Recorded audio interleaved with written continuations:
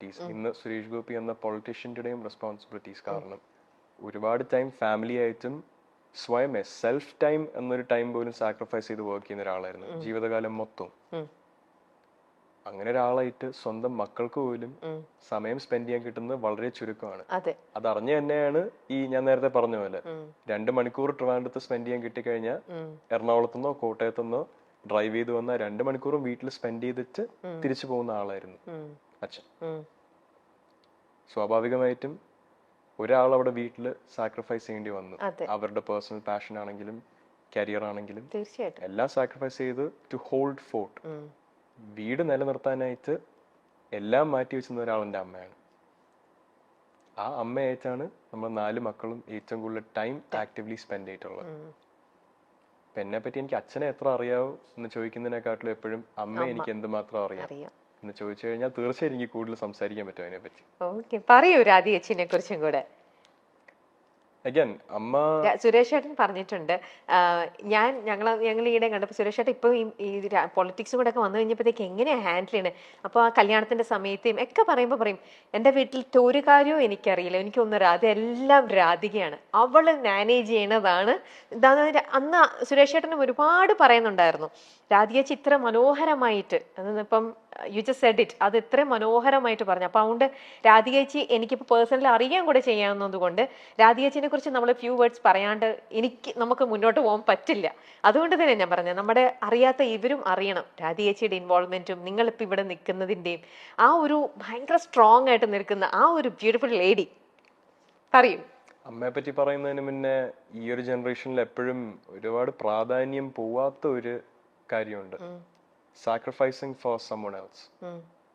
ഒരു കല്യാണത്തിൽ മെയിൻലി ഒരു വിവാഹം നടക്കുമ്പോഴത്തേക്കും രണ്ടുപേർക്കും അവരുടെ റോൾസ് ഉണ്ട് ഒരു മാരേജ് സസ്റ്റെയിൻ ചെയ്യാൻ. Suresh Gopi was the provider. He went out, sacrificed everything to provide. അതേപോലെ പ്രൊവൈഡ് ചെയ്ത് കൊണ്ടുവരുന്ന സസ്റ്റെയിൻ ചെയ്യാൻ അതേപോലെ സാക്രിഫൈസ് ചെയ്ത ഒരാളാണ് രാധിക സുരേഷ്. അമ്മ എല്ലാ കാര്യം കൊണ്ടും സ്വന്തം മക്കൾക്ക് വേണ്ടി ജീവിതം മാറ്റി വെച്ച ഒരാളാണ് എല്ലാ രീതിയിലും. നമുക്കൊരിക്കലും അച്ഛന്റെ ഒരു പ്രസൻസ് അവിടെ മിസ്സിംഗ് ആണെന്ന് തോന്നിക്കാതിരിക്കാൻ അമ്മയെ കൊണ്ട് ചെയ്യാൻ പറ്റുന്ന എല്ലാം ചെയ്തിട്ടുണ്ട്. So speaking about someone who sacrificed their own life for someone else, be it their own kids. പക്ഷെ ആ സാക്രിഫൈസ് ചെയ്യാന്ന് പറയുന്നത് ഈ ഒരു ജനറേഷൻ ഒരുപാട് കാണാറുണ്ടോ? എല്ലാവരും അവരുടെ കാര്യം നേടാൻ വേണ്ടി നടക്കുന്ന ഒരു ജനറേഷനിൽ ഞാൻ കണ്ടു വളർന്നത് എല്ലാം സാക്രിഫൈസ് ചെയ്ത് മക്കൾക്ക് വേണ്ടിയും കുടുംബത്തിന് വേണ്ടിയും നിൽക്കുന്ന എൻ്റെ അമ്മയാണ്. അതേപോലെ ഒരു സാക്രിഫൈസ് ചെയ്യാൻ പറ്റുമെന്ന് പറയുന്നത് ഒരാളുടെ മെന്റൽ സ്ട്രെങ്ത്തിനെ മാത്രം കോംപ്ലിമെന്റ് ചെയ്യുന്ന ഒരു കാര്യമാണ്.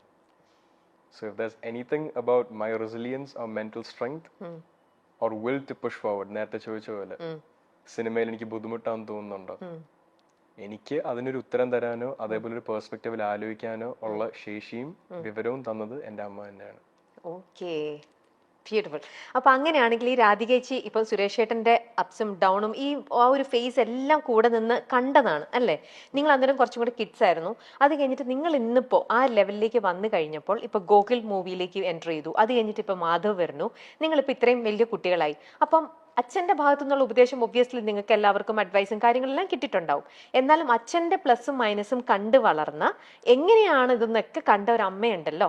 അപ്പൊ അമ്മയുടെ വക എന്തൊരു അഡ്വൈസ് ആയിരുന്നു നിങ്ങൾക്ക് രണ്ടുപേർക്കും, ഗോകുലിനാണെങ്കിലും മാധവിനാണെങ്കിലും? വളരെ ഓണസ്റ്റ് ആയിട്ട് പറയാനാണെങ്കിൽ അമ്മയ്ക്ക് നമ്മൾ 4 മക്കളുടെയും അക്കാഡമിക് എക്സലൻസ് എന്ന് പറയത്തില്ല, അക്കാഡമിക് ക്വാളിഫിക്കേഷൻ നിർബന്ധമായിരുന്നു. നമ്മുടെ എഡ്യൂക്കേഷന് ഒരുപാട് പ്രാധാന്യം അമ്മയും അച്ഛനും നൽകിയിട്ടുണ്ട്. പക്ഷെ ആക്റ്റീവ്ലി വീട്ടിൽ കൂടുതൽ ടൈം സ്പെൻഡ് ചെയ്യുന്ന അമ്മ ആയതുകൊണ്ട് അമ്മ അത് നമ്മുടെ ഒരു കോറിൽ എൻഗ്രേവ് ചെയ്തിട്ടുള്ള ഒരു കാര്യമാണ്. നമ്മളെല്ലാവരും ഇപ്പോൾ മാസ്റ്റേഴ്സ് എടുത്ത് PhD ചെയ്ത ആൾക്കാരൊന്നും അല്ല. അക്കാഡമിക്കലി എല്ലാവരും അവരുടെ ബാച്ചിലേഴ്സ് ഡിഗ്രി കംപ്ലീറ്റ് ചെയ്ത് നിൽക്കുന്നവരാണ്. അമ്മയുടെ അടുത്ത് ഇന്ന് ചോദിക്കുകയാണ്, മകനെ ആക്ടറായിട്ട് കാണണോ അതൊരു ഓഫീസിൽ ജോലി ചെയ്ത് കാണണോ? അമ്മ തീർച്ചയായിട്ടും ഒരു ഓഫീസിൽ ജോലി ചെയ്യുന്നതേ പറയത്തുള്ളൂ. അതേപോലെ ഒരു കരിയറിന് അതിൻ്റെതായ ഒരു സ്റ്റെബിലിറ്റി ഉണ്ട്. I can be very honest about this profession. Highly competitive ആണ്. വേറൊരാളുടെ പെർസ്പെക്റ്റീവ് കൊണ്ട് പലപ്പോഴും സക്സസ്ഫുൾ ആവുന്ന ഇൻഡിവിജ്വൽസ് ഉള്ള ഒരു കരിയറാണ്. പ്രേക്ഷകരാണ് ആക്ടേഴ്സിനെയും സക്സസ്ഫുൾ ആക്ടേഴ്സിനെയും സൂപ്പർ സ്റ്റാർസിനെയും ക്രിയേറ്റ് ചെയ്യുന്നത്. ഒരാൾ എത്ര പണിയെടുത്താലും ആ പണി എങ്ങനെ ആൾക്കാർ സ്വീകരിക്കുന്നു, അതിലൂടെ മാത്രമാണ് ഒരു കരിയറിന്റെ സക്സസ് ലെവലോ അല്ലെങ്കിൽ ഒരു ഇൻഡിവിജ്വലിന്റെ സക്സസ് ലെവലോ ഈ ഒരു ഇൻഡസ്ട്രിയിൽ ആപ്ലിക്കബിൾ ആവുന്നത്. അങ്ങനെ വരുന്ന ഒരു സന്ദർഭത്തിൽ ഒരു പാരന്റ്സ് ഒരു പാരന്റ് ആൻഡ് ലൈക്ക് ബോത്ത് പാരന്റ്സിന് എപ്പോഴും അവരുടെ മക്കള് ഒരു സ്റ്റേബിൾ കരിയർ, ഒരു സ്റ്റേബിൾ ലൈഫ് ലീഡ് ചെയ്യണം എന്നുള്ള ആഗ്രഹം കാണുമല്ലോ. അത് എന്നും പ്രയോറിറ്റൈസ് ചെയ്തിട്ടുള്ള ആളാണ് അമ്മ.